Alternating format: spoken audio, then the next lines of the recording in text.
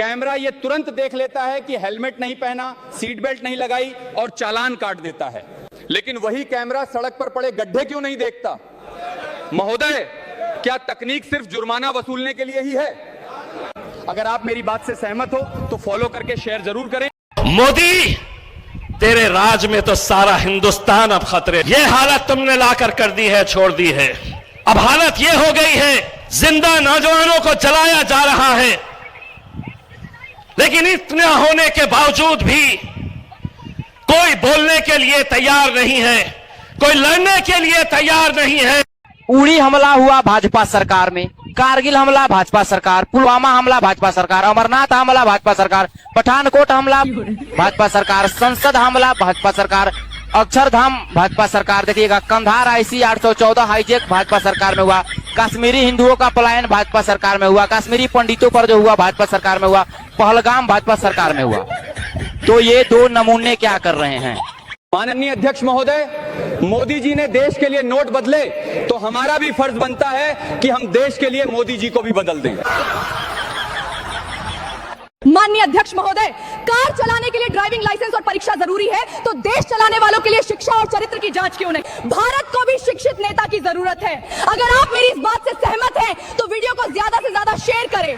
Narendra Modi India की सरकार नहीं चला रहे, नरेंद्र मोदी अडानी की गुलामी कर रहे हैं, अडानी की सरकार चला रहे हैं। आकाश में चले जाओ तो हवाई जहाज अडानी का, जमीन पे आ जाओ तो एयरपोर्ट अडानी का, समुद्र में चले जाओ तो सीपोर्ट अडानी का, पाताल में चले जाओ तो कोयला अडानी का, गैस अडानी का, बिजली अडानी की, पानी अडानी का, सड़क अडानी का, रेल अडानी का, खेल अडानी का, तेल अडानी का, पूरा हिंदुस्तान अडानी को दे दिया।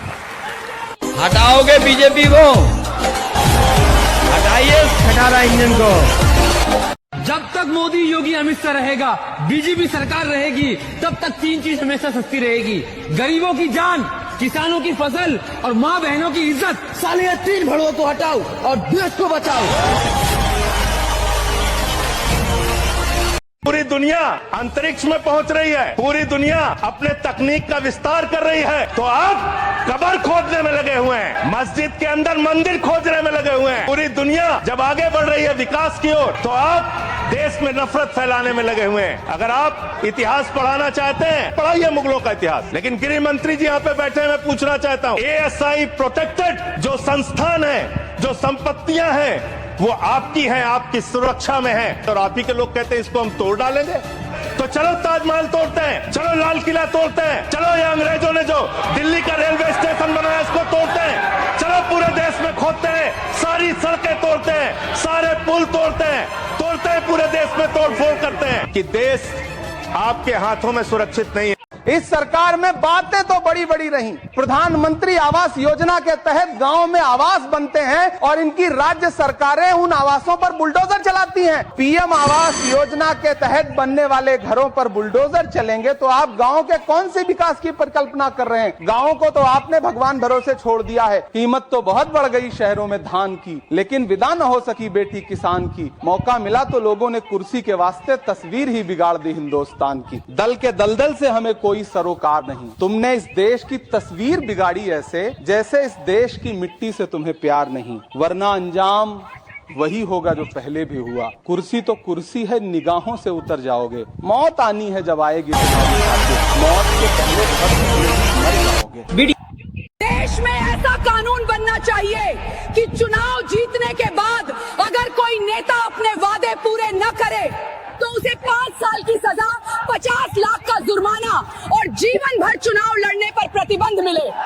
क्योंकि जनता से किया गया वादा सिर्फ भाषण नहीं, एक जिम्मेदारी होता है।